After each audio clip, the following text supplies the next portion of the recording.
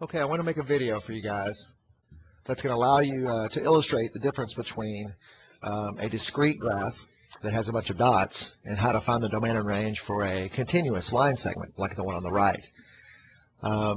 As you concentrate on the one on the left, notice that with those 4 dots, each one of those dots has a location or has an X and Y value to its location. So what I'm writing down right now are the locations for each one of those points. Okay. Now each one of those points obviously has an X value and a Y value. The domain is going to be asking, what are all those X values? Since there's only 4 of them, we can make a list. We're only associated or interested with those 4 values there. So to find the domain, I'll just make a list of all those values. Notice that the order does not matter. What matters is that I get the correct values in there. Okay. The range is going to ask for all the Y values in those ordered pairs. So I would take all the second values.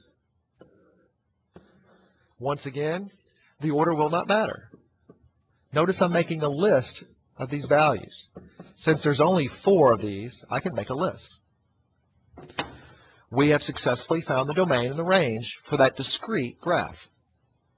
Okay, now take a look at the one on the right. If we tried to make a list with this graph, it would be unsuccessful because there's too many points. There's an infinite number of points. There's all those fractions and decimals in between. So we have to rely on our inequalities in order to express an infinite amount of values. So what we do is this. We say, all right, the domain's the X values. It's going to be interested in the width of that particular graph. Throw yourself an X in between, and just got to figure out how wide this guy is. Okay, so it goes from -5 all the way to 4 on the x-axis. So the least value is -5, the greatest value is 4, and then the last little piece is we just got to figure out what type of inequality we're going to put in between those values. Well, since the circle on the left is open, we'll just have a strictly less than. Since the circle on the right is closed, we'll have a less than or equal to. That represents the width or the domain of that line. It allows x to be any number between -5 and 4 and also be equal to 4. Okay, let's take a look at the range. The range is going to be your height. It's your up and down.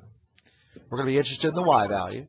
Let's figure out how tall this line is. Okay, so you can see here it's going to start here at -4 and you're going to go all the way up to +4. So the least value is -4. The positive value is 4.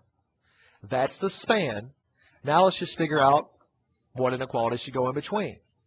Since the circle on the bottom, the lowest, is open, let's be strictly less than. Since the circle on the top, the greatest, is closed, it gets a bar. That represents the height of the line. It goes from -4 to 4 and can be any value in between, including 4. Okay, I hope this helps.